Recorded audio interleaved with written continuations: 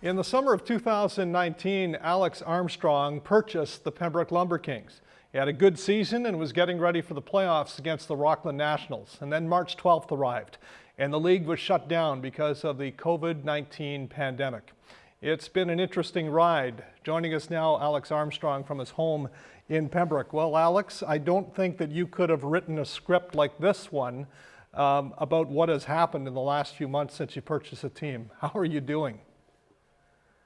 You know, I think it's still a very sour taste in our mouth to everybody. I think it was very unfortunate, not only to our hockey club, but to the small businesses around the community and you know, basically all over the world. It's very unfortunate. We were just having a pregame meeting, and we heard rumors that we weren't going to be allowed to play, but all of us were hoping that we could at least get one game in. And unfortunately, at 6:15, we were told that the game's been canceled. And you know, going home, obviously there was a little bit of hope. Maybe we'll only cancel a week or two. Maybe we can resume it down the road. But unfortunately, like everybody else, it was a pretty serious pandemic, and you know, we're just starting to get out of the woods now. So it was tough, and we're just happy that everyone was safe. The Central Canada Hockey League recently announced that it has an intention to start the 2021 season on October 1st. That's good news for the entire league. There still is some uncertainty about that, but what is your approach now for the Lumber Kings to get ready for a new campaign? We're just going to approach it like any other year. The reality is we never have a home opener until the end of September, so that sort of follows suit for us, really. It doesn't make any changes to us, the way we approach things, when we start training camp.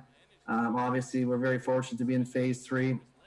With any luck, maybe in 4 or 5 weeks, the middle of August, Phase 4 kicks in, and we're way ahead of schedule. But I think Kevin's done an outstanding job, you know, moving forward, doing all the right things, you know, being very politically correct. You know, he's done an outstanding job just for us as a team and then a league to be moving in the right direction. And there's other leagues out there that aren't even as close to where we are. And we're very fortunate to be starting October 1st, and I think, you know, kids have been off the ice 5-6 months, and you know, it may sound a little crazy to bring them in August, but the reality is they haven't been on the ice. This is their passion, and you know, for mental health, these kids have been off the ice. They, you know, their dream has been torn away. Their love for the game. They, you know, sitting at home playing video games or being on their phones, and they haven't been able to go out and do anything. So I think it's a real nice start to for the kids to get back in the rink and start to feel good about themselves.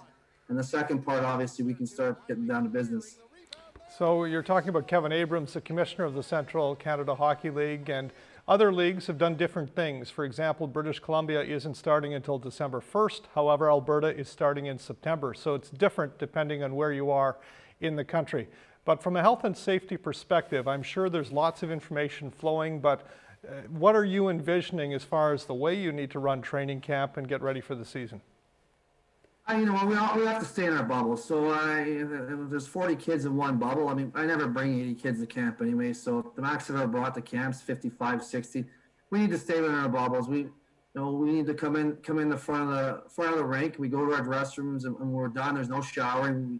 We exit out the side. And we go home. There's, you know, if I need to talk to them, I'll go in the parking lot or talk to them on the phone. And I think, you know, the parents aren't going to be allowed in. I mean, maybe one parent per child is allowed in, but at the end of the day, it's going to be a difficult situation for parents that want to support their children trying out for the team, and it's going to be tough being outside. But you know, at the end of the day, I think you know, as far as the kids are concerned, they just want to get back on the ice, and we need to do what's right. You know, you wear your mask inside the building, you get to the room.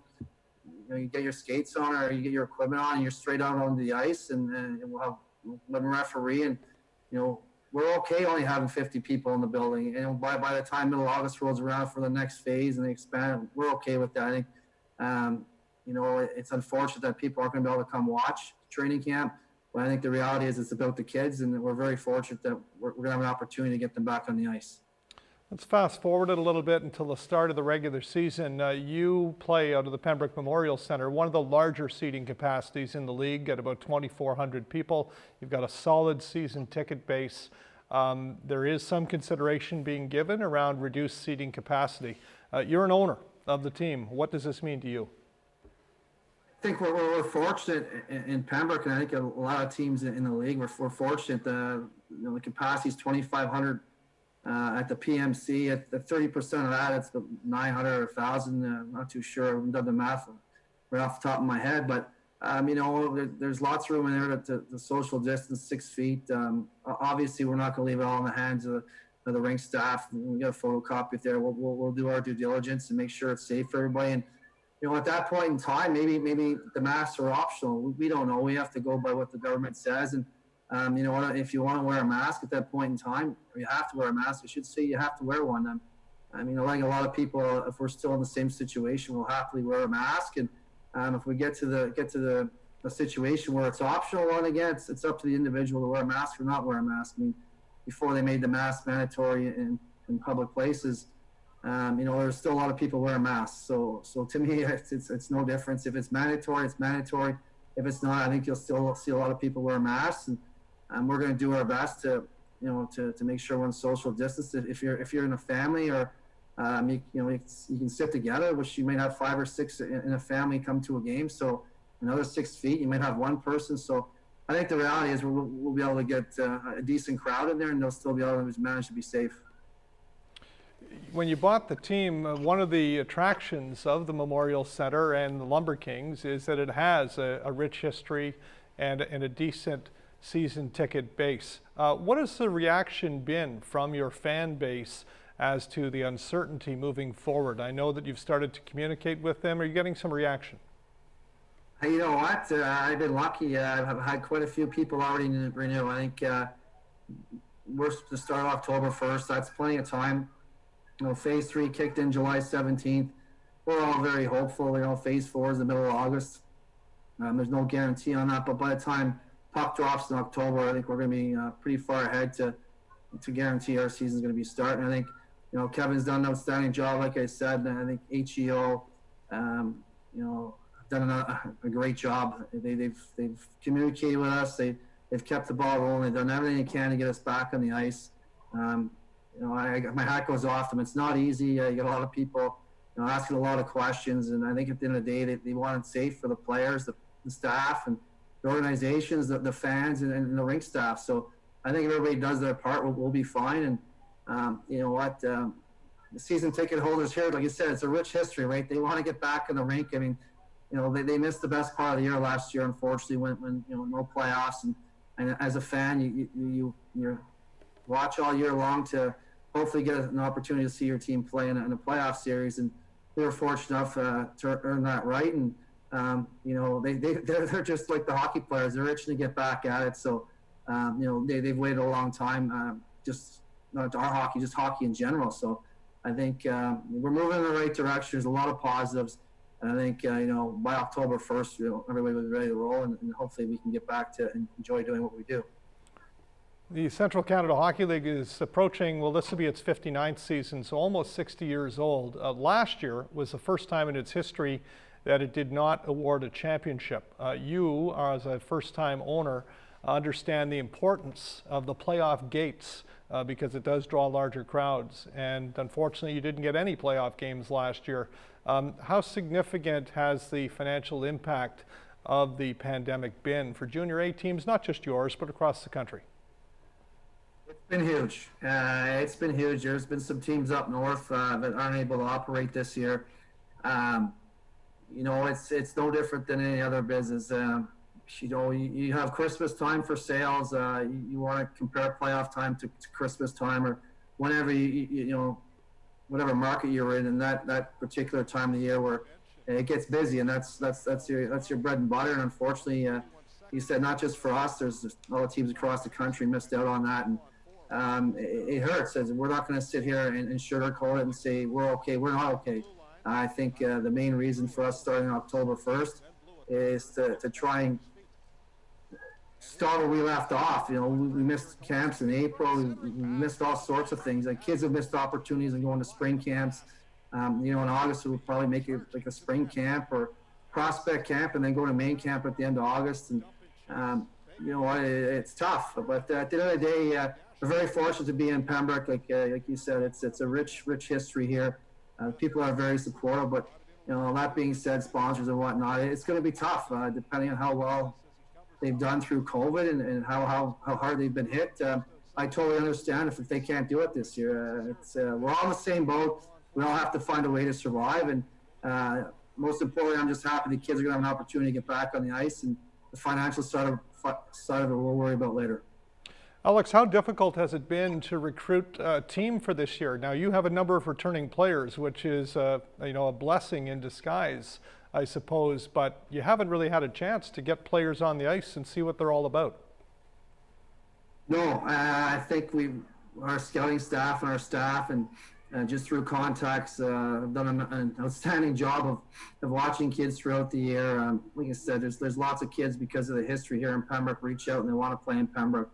That being said, it's you can't take everybody. It's been very difficult at times to say to someone, yeah, we're having camp now, and here's a date. Are you able to come? As there was so much uncertainty, where now we've got some structure and some stability. We're able to reach out to the kids and see, are you still interested? When phase 3 kicked in, I know for the midget conditioning camp we have, it's been outstanding. There's more kids than there is ice, put it that way. So for us selecting our team, it's like I said, 13 guys coming back. I mean, it's no different than last year. They still have to earn their job, but they're not penciled in. There's nothing guaranteed. If they have that in the back of their mind, they're probably in for a rude awakening, because there are some guys coming in that are probably going to steal a job or two from someone that was here last year. So, our goaltending is going to be great. Reese Prue's gone to North Bay. Marshall Frappy coming in with 3 years OHL experience. Another young lad we've signed. He's got a Division I school ready to commit to him. So we've brought some guys in, but every team's in the same boat. I think we'll be okay. We're all in first place this time of the year, right? So I think when the puck drops, we'll see what happens, and we'll see how good of a job we've done. Well, we're just about out of time, but I wanted to have one real hockey-related question. You made a decision recently to give Cameron Huff the C as the captain of the team. Why is Cameron the right player for that role? I just think with his experience in Major Junior, he's played with some individuals that are first-round picks in the NHL that are in the NHL now. I just think him going in there as a 16-year-old, I mean, he's learned from some guys that are NHL hockey players right now, and some high-end guys. So I think his leadership, what he brings in day out, his work ethic. He's a quiet kid, but sometimes your leaders don't always speak a lot, right? They lead by example, and I think he's one of those guys. And we're fortunate to have him back. We're expecting big things from him, and I know he like to have a big year. It's his last year, so we're just keeping our fingers crossed that he stays healthy, and he does a good job both on and off the ice. So we're very fortunate to have him back, and happy. I think he's going to have a big year for us. All right. Well, thanks, Alex, and good luck with the 2020-21 season. Thanks very much, Jamie. Thanks for all your hard work, and Tiana and the rest of the crew there at Cogeco. Guys have done a really good job during COVID, keeping people up to date. And it's always nice to turn on the tube here and catch an interesting conversation with you and an individual. Alex Armstrong, the head coach and owner of the Pembroke Lumber Kings, looking forward to a new season, which is expected to start on October 1st.